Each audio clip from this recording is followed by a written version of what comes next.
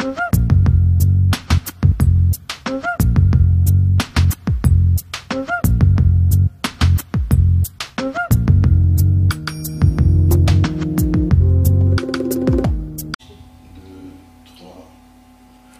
revue Congoscopie nous donne une fois de plus l'occasion de réfléchir sur l'enjeu d'un ouvrage que nous avons publié il y a quelques années.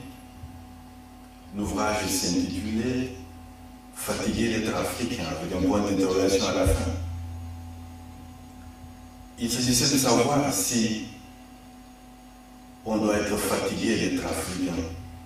Il y a d'une part des dictatures sanguinaires qui dirigent l'Afrique et poussent les Africains à sortir de leur continent pour aller chercher un bonheur ailleurs. Ils deviennent des demandeurs d'asile, des réfugiés, ainsi de suite.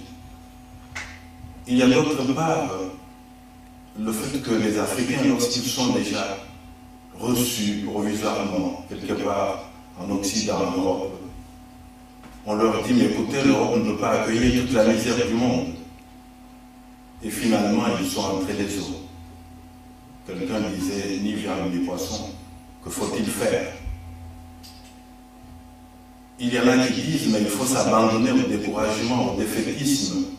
Il n'y a rien de bon qui peut marcher pour les Africains. Nous sommes découragés, disent certains. C'est fatigant d'être africain. On s'abandonne à la mélancolie. Mais nous sommes de ceux qui pensent qu'il ne faut absolument pas se fatiguer d'être africain.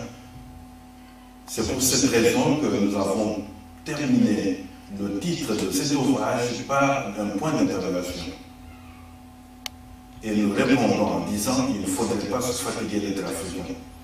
Il ne faudrait pas s'abandonner à la résignation. Il faut plutôt s'engager dans un combat qui pourra permettre à l'Afrique de se redresser, de renaître. Il faudra s'engager dans un travail qui pourra permettre au corps d'Osiris de retrouver son unité, de recouvrer son unité perdue. Et c'est cela qui est en fait l'enjeu de notre ouvrage. Et c'est cela que nous considérons comme étant la tentative de construction d'un nouvel imaginaire africain. Un nouvel imaginaire africain qui ne pourra absolument pas se composer de la dépréciation de notre être africain, mais plutôt d'une image positive de nous-mêmes, mais plutôt de tous nos mythes fondateurs, mais plutôt de ce qui permet à l'Afrique de se reconnaître comme étant le berceau de l'humanité, comme étant ce continent qui a apporté à l'ensemble du monde entier tous les éléments de civilisation.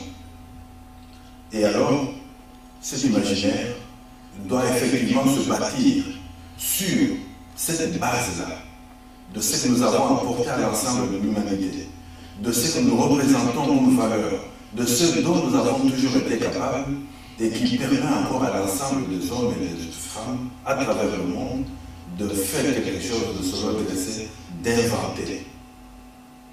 Il faut absolument que les Africains prennent conscience de ce mythe fondateur, de ce qu'ils ont été à travers l'histoire, de ces valeurs qui les ont bâties. Ça, c'est un élément capital et fondamental et constitutif d'un nouvel imaginaire africain. Ce qu'il faudrait également souligner, c'est que ce nouvel imaginaire africain doit se composer d'une forte capacité de résistance vis-à-vis de tous les tueurs à gages, vis-à-vis de tous ceux qui veulent le mal de l'Afrique. Il faudrait que l'Africain comprenne aujourd'hui qu'il ne doit pas se laisser faire. Il faudrait qu'il comprenne aujourd'hui que son nouvel imaginaire doit se composer également de sa capacité d'analyse du système dans lequel on est engagé. Et c'est un système que nous n'avons pas forgé. C'est un système qui a été forgé par les autres. Et alors, une capacité d'analyse nous permettra de comprendre qu'il y a d'une part le niveau de la macro-dimension, le niveau systémique, le niveau de ce système qui pille et qui pilule un peu partout. Et d'autre part, il y a le niveau de la macro-dimension. Cette distinction me permet effectivement de montrer et de rappeler à ceux qui l'ont peut-être oublié qu'il ne suffit pas pour un certain nombre d'Africains de se convertir à certaines choses pour que les choses puissent changer, pour que la réalité puisse se modifier dans le continent. Il faut que nous puissions prendre conscience du fait qu'il existe au milieu de nous un système qui a été forgé pour dynamiter tout ce que nous voulons entreprendre. Et ce système nous pille, et ce système nous secoue à tout moment et à chaque instant. Ce qu'il faudrait faire, c'est de constituer des forces de coalition qui nous permettent de mettre à l'échec un tel système vampire, le système intelligent dont on parle. Et je crois que dans cette perspective-là, il sera possible, en communion d'idées avec d'autres personnes, d'autres communautés qui résistent à ce système à travers le monde, il sera possible d'inventer un nouveau monde, d'inventer un nouvel avenir. Vous savez que lorsqu'on parle du système, eh bien, nous pensons effectivement à un monde dans lequel les rapports sociaux sont fortement décomposés. Et alors, dans un tel monde où il y a d'un côté ceux qui dominent et de l'autre côté ceux qui sont dominés, il faudrait que les Africains prennent conscience du fait qu'ils sont dominés et qu'ils doivent se battre pour ne plus se laisser dominer. Dans ce monde, dans le monde actuel, les Africains doivent apprendre à se défendre. Il faut cesser, il faut mettre de deux côtés cette naïveté, cette bonacité qui pousse tout le temps à tendre la main pour demander quoi que ce soit à la communauté internationale. Non, il faut se défendre, il faut se battre, il faut inventer de nouveaux moyens coercitifs qui pourront amener ceux qui nous tuent et ceux qui nous pillent. Ça pourra les amener à changer leur comportement. Et au fond, nous n'avons pas besoin du changement de notre comportement parce qu'ils ne voudront pas le changer. Mais nous avons plutôt besoin de nous positionner autrement par rapport à leur système vampire.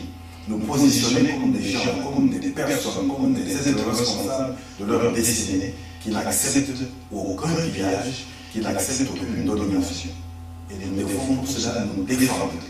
Et je crois que nous croyons qu'à travers la formation qu'on doit donner dans les écoles, on devra apprendre aux enfants à se doter d'une discipline militaire, de ceux qui sont tout le temps engagés dans la défense des intérêts de leur territoire. Jamais permettre à qui que ce soit de venir me dominer.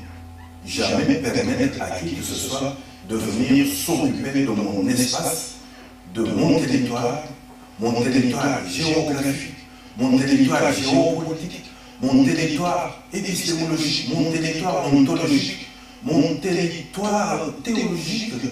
Tout ce qui est à moi doit être à moi. Et ne pourra plus jamais être désafricanisé, ne pourra plus jamais être démontuisé, ne pourra plus jamais être débantuisé. Ça m'appartient. Personne n'a le droit de marcher sur mes orteils.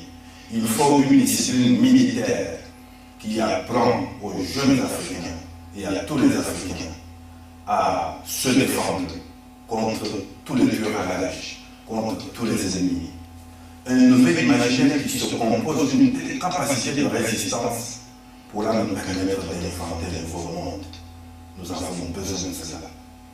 Aujourd'hui, nous voudrions nous limiter à ce niveau et nous espérons pouvoir continuer l'approfondissement de ces aspects constitutifs d'un nouvel imaginaire africain. Et cela, nous le ferons dans la journée.